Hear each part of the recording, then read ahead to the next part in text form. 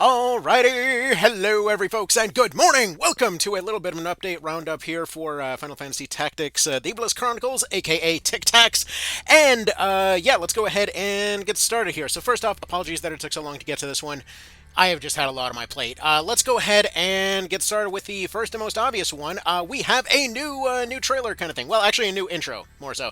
So let's go ahead and skip over to the beginning. By the way, basically, I just took out the video from this whole thing, and I just have the original intro music playing in the background. I've basically comparing the two side by side. It doesn't sound too terribly different. I want to say that there's maybe a little bit more. There was maybe some fine tuning done to the music and whatnot, but overall, I'd say it's pretty darn one-to-one to the original PS1 version.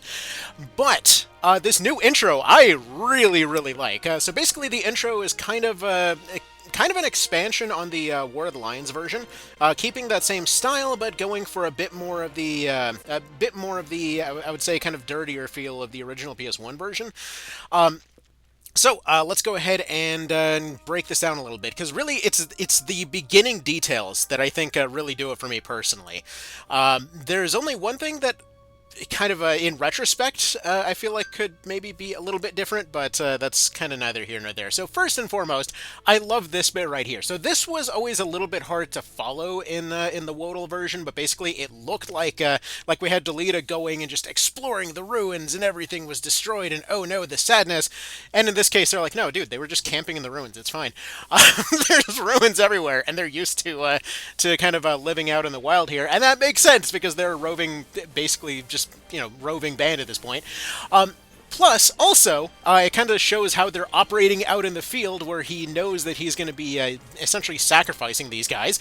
They assume that they're going to go from the front to attack. It's very clear that he's their leader. He's constantly running back and forth between the back and front of the party to keep everybody in line. It's a little detail, but I appreciate that so much. Where it's very clear that he's their leader this time around, instead of just sort of tagging along. Hell, you could barely tell he was there in the original PS1 version, and he mostly just seemed to be sightseeing in PSP, so this is pretty cool. So we do get to see some recreations. I would have really loved to see the original PS1 angle on that bridge, but whatever. So they go on with their chicken adventures, galloping along the forest as you do. I kind of wish that there was an option to turn on the Chocobo helmets in retrospect. That was the one detail that was kind of bothering me. It was like everybody in every one of these cutscenes shows all of their chickens with helmets, and they never wear them in game. Anyway. So they go to the front, complete with that one archer with a headband that he throws away immediately, and we get to see that Delita actually does break away from the party. We get to properly see that scene separated out on its own, and that is kind of neat. Anyway, that being said, let's go ahead and discuss details as far as stuff that we know is new. Which, by the way, again, thank you to Mr. Adonis for going and putting all this stuff together, because, quite frankly, look, as you know, life's chaotic. I'm trying to get to everything that I can, but being able to fully compile this stuff is oftentimes just not in the cards. Because it's like, hey, here's like 20 minutes to go record something, and you don't get to sleep for 4 days. So let's go ahead and get to it. So full list as of when this was put together. This was one day before that, before everything that we know from that trailer there, which, well, not trailer, but from the PAX presentation. Which, as a bit of a side note, Ben Starr's whole thing there was absolutely hilarious. I haven't really seen too much stuff with him going on there, and man, that dude killed it. Yeah, he took some time to go do some of his Dice Dark lines and break down the character and why he was excited to do it and whatnot, but specifically going and getting sarcastic with all the other folks in the panel was pretty fun. Anywho, so going down the list, so we already know about the full voice acting, the UI has been completely redone, you can take back moves in battle if you haven't acted yet, which, yeah, that's basically, something that it's surprising has not happened with this game up to this point. You'd think it would have. The one time that it... Actually, I can think of only 2 times when it makes sense to fully commit to the move before your entire turn's active, and that would have been XCOM and Metal Gear Acid. All the other times, no, unless there's an actual discovery mechanic, there is no reason to lock into that movement move, so that's good that that's been changed. So updated resolution. They actually went into this one a little bit at that presentation there, talking about the difficulty of putting it up on all kinds of different devices and trying to match the old CRT look, which we knew about that part, but we got official confirmation on the mood lighting, which I was really excited about. So, for example, they point out that if you rewatch the intro scene a few times, you'll notice that they go for lot more cooler hues in the earlier sections there, which then essentially goes and converts over to kind of warmer hues as the entire thing goes on. Going for a bit more of a sinister type of feeling to the entire scene as it all just gets like darker and darker and whatnot. But yeah, no, it's kind of neat how we got official confirmation that the mood lighting is not just a vibes thing; it's real. So yeah, that was one of the things that they were excited to redo as far as the resolution and graphics went. I did watch Legman's video about the Lakavi fight being a bit red. Personally, I'm completely on board with that because it kind of reminds me of when sorry, oddly specific tangent. When growing up, my brother had this red strobe light that he would turn on every now and then, and the idea was we would just like do sword fights in this strobe light, and it was trippy as hell. And yeah, it just reminds me of that, so I'm completely on board with it. But hey, it is what it is. We'll see how it works out. I mean, generally they've been pretty darn good with establishing the mood on stuff, so we'll see how it plays out. Let's see, entire story has been rewritten, some parts have been added, new dialogue between characters that occurs during battle has also been added, 3 difficulty settings, beyond the difficulty setting, various balance changes and usabilities to items. So yeah, the ones that we know of so far, as of this one, so charge, obviously, like, no one used charge outside of maybe trying it as a bit of a gimmick every now and then. Like, I know on my most recent playthrough, I tried to make a charge battle axe happen, and it just wasn't happening. That shit never landed. So, no matter... I'm assuming, if I were to guess, like, this is totally unconfirmed, if I were to guess, I would assume they would allow speed changes to actually affect your charge time, and I would assume that those charges are just lower in general, and maybe track a bit better, I don't know. It already did a decent job of, like, if you charge on a target, it'll still fire if it's within range, and that seemed to be the general idea, but if they had like, extended the range of your attack by charge, that would be quite a game changer. I don't know if mechanically they could have done that, but I know, like, that would have been pretty awesome to see. So, we'll see how that plays out. We don't know much there. Summon magic, was having a hard time keeping up with the other stuff, but, it got something, apparently. Mantra, not too hard to see all the improvements that could happen there, especially comparing it with the summons and tactics ogre. It's like, here's this thing, it completely annihilates bosses in a single round. What's your version like? I made the ground sparkly over there 3 times in a row. We got hard sword, so basically like holy... which one was it? It was one of the holy sword version type deals, but... Anyways, whatever. A lot of those got reworked. Presumably, if I recall correctly, that's probably Melly's thing. Actually, that is probably referring to Melly's thing, because, yeah. That's probably just doing the Wodal changes, though. Yeah, JP obtained has changed across the board, apparently. Let's see. Sound novels. Oh, yeah, so the sound novels. This was a really cool one. I tried to find a mod for this. There are a few mods out there. I haven't had a chance to, like, do a 4th playthrough at this point to go and get all of that done, so I'm hoping to find just, like, a Japanese save file sitting around somewhere to actually take a look at the original sound novels for comparison reasons. I don't know why they're called sound novels. They're basically choose-your-own adventures. I guess the name just doesn't translate very well. But yeah, no, this was an entire story thing that was just completely cut out of all releases outside of the original PS1 Japanese version, which is just ridiculous. All those random items that you were going and picking up from just like the random away missions and whatnot, those had stories to them. They had an entire game system there, and it was just gone. So, yeah, that's ginormous. I'm shocked that we've actually never, for the most part, never even heard about this up to this point. I have no idea how it's never come up. Even from the modding community, you'd think this would have come up. But yeah, no, it's properly redone and re-implemented, so that's freaking cool. That was a whole level of cut content that never made it to most releases of the game, so that's awesome. Let's see, there was another one. Oh yeah, the chants, which I've been talking about how cool the chants are up to this point, and yeah, absolutely love the voice acting. Apparently they added a button skip if you want to skip them, but why would you? It's the good kind of cringe, It's like, it's so cheesy, but you want to hear it. Like, I want to see how dramatic they get with layer upon layer. Because I've been kind of accidentally quoting that thing for decades at this point. And so you can check the category of items sold in each town from the location list, which we actually have a little bit of a dealie for. So thankfully they did also provide a bunch of screenshots for this as well. Where was the town menu? It's somewhere in this pile. Here it is. So yeah, they got like little icons for what is sold where. So if you are looking for particular types of weapons or categories or accessories or whatever else, they will go and have them things over there, as well as however many errands you currently have either available or in progress, or have their reports ready, which is massive. I know I'm not the only one who went and accepted like friggin' 6 different away missions, sent the entire party out, and then completely forgot where my generics went. So yeah, that's awesome to see. You don't have to go on those adventures trying to figure out where the hell you left your NPCs. So good stuff there. Okay, so yeah, great to see that that's there. I'm hoping we'll see little icons on the map, but whatever. At least knowing where they are is something. I would assume we'll see that from the drop-down menu that we've already seen presented, but either way. Alright, moving on, let's see, you can skip random battles, we know that. You can hit the confirm button to initiate a battle of your choice, already know that. When consecutive battles occur, you can organize your team save and adjust everything, basically just like Tor did. So, fantastic stuff there. And apparently you can actually leave on continuous battle maps. That's new. They actually confirmed that? I thought that was still unconfirmed. All right, cool.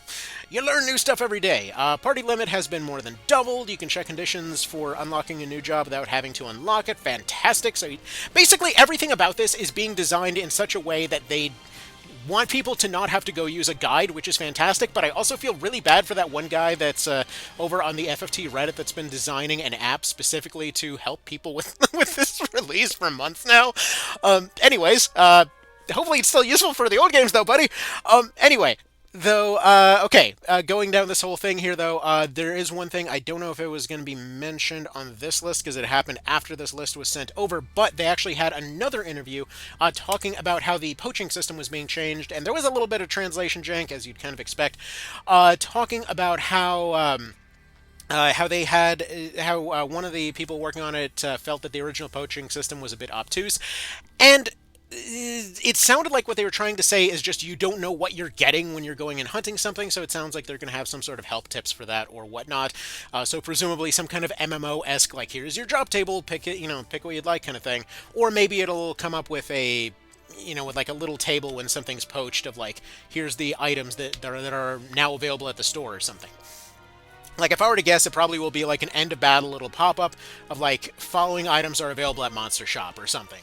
Just something that will give you an idea of what it was that Poach did. Because, yeah, the original, sure, you poach something, goes to the store, no duh, but you don't know what you're getting every time. And I know even on my most recent playthrough where I was making more use of Poach than I usually do, it still was a case of just like, you kill the fancy things and maybe something cool pops up in the store, Anyway, let's see here. So let's continue on.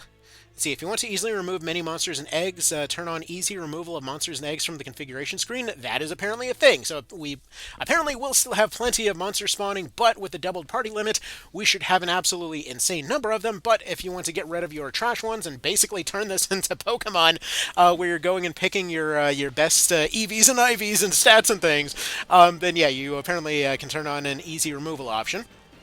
Can save up to 3 configurations, which we saw some of. It should be right over here somewhere. Where is it? Right here. So yeah, the thing is, though, they say apply Dragoon. Now, I don't know if we'll be able to add custom names to this. They might have just, left it as default, like changed them to that class with whatever it was. Now, again, it's unclear exactly how this is, whether or not you can actually rename them, but either way, it's 3 sets per person. That is massive in terms of being able to customize your people. In terms of not being worried about adjusting things on the fly, this is something that I was praising endlessly about Tactics Ogre Reborn, in terms of having that option to say, hey, look, you don't have to worry about going and screwing with different things. You don't have to worry about messing up your rankings or whatever else. You just have these slots, you adjust your slots, everything's safe to move around. You don't have to worry about it. And in this case, you have so many more things to potentially move around that, yeah, having those sets available is just enormous. So I'm loving that that's there. Now, again, it's 3. I don't know if it's just going to be like 3 slots or if you can rename them. I hope you can rename them because I look forward to giving something a very, very stupid name, but oddly specific. Anyway, moving on. Yeah, you can register whatever units you want as favorites. That's pretty cool, too. In case you need to know what's what. Let's see. You can place units while checking the stage's terrain. You can also check the unit's equipment on the camp screen at this point. Again, going back to the previous thing, the combat timeline making its way from TO and many other games. You can change to a bird's eye view, again making its way from TO and many other games. Oh yeah, markers. So this was a cool one. So they actually have a option, if I can find it here. Yeah, right here. So they actually have the option to put down markers of different kinds on your tiles to basically like indicate where there's danger or whatever else. Now, they say 10 markers specifically. I don't know if that means if you like mark a character and it shows their threat range, or if you specifically mark those tiles with different indicators on your own. I kind of hope it's that second one because I love that sort of tactical feeling to that. But yeah, either way, you get to mark off your tiles in whatever way you see fit. So that's pretty freaking cool. And yeah, we'll see how that ends up shaking out. Let's see. You can hold a button to fast forward through combat. Fantastic. Can quick save in the middle of battles and come back to it. Again, making its way from TO. Can press the auto button to allow the story to play itself without user input. Thank you, lunch break. The Brave story has been revamped to make things more visual in terms of what's going on. You can watch the fully animated events anytime by selecting them in the Brave story, and an in-game achievement system. So there was actually a screenshot of this somewhere here as well. This is those sound novels, by the way. That's yeah, apparently they just have an entire thing that's just like in an airship at some point. But these look very similar to what they did with God, this back in the day, there were a lot of things like this for whatever reason, but they were only in Japan. And I remember Phantasy Star 2, I think it was, had a whole bunch of these come out that similarly were for some reason always based on like an HP cost, as far as I recall. But yeah, I don't know. I love choose your own adventure type of stuff. Like I had that. Hell, I still have it on my bookshelf here somewhere. But like the old like Super Mario Brothers choose your own adventure book and whatnot. Surprisingly gruesome for a Mario book. But yeah, no, you can die a lot of ways in that thing. Like holy crap. Anywho, sorry. Getting back to the point though. For some reason, everything's an HP cost. Not really sure why, but whatever. It's neat. It's a little storybook thing. Look forward to seeing that. What are we covering here? Oh yeah, the in-game achievement system. So that is some frickin' where somewhere. Is this? Yeah, so apparently over in your Brave story or whatever else, there's going to be achievements somewhere. This was just sort of sent to me. I don't know. I don't remember the original source of this original thing, but yeah. Apparently that is a thing. So just so you're aware. And has been pointed out, yes, this right here screams Unicorn Overlord vibes. But yeah. Gotta love the old classic walled city look, though. I mean, like, come to think of it, is this... Where is this supposed to be? Because, like, I guess we don't really get too many close-up looks at a lot of the cities. But yeah, that's kind of interesting how this is all playing out here. I want to say this is, like, second Riven's fight, if I were to guess. Because, like, I'm looking at the gatehouse here. It's like, you got the bridge, you got the area over here, you got the annoying guys that won't die over there, you got the one guy that breaks your frickin' golden battle axe, you absolute asshole, over here. Actually, no, it would be the first one, because I got the second one in here. Whatever. It's cool, again, to see so many things that I guess you could say were Tactics Ogreisms making its way over to this thing, so it's good stuff to see.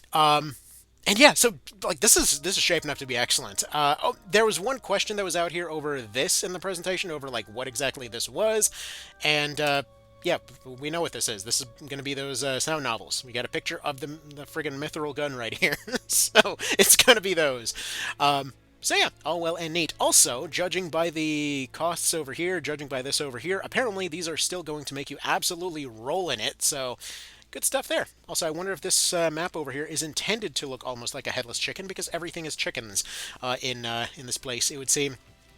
I still want my option for, you know, okay, all the other cosmetics are all well and good. I want my optional, like, toggleable chicken helmets. How do we make that happen for a pre-order?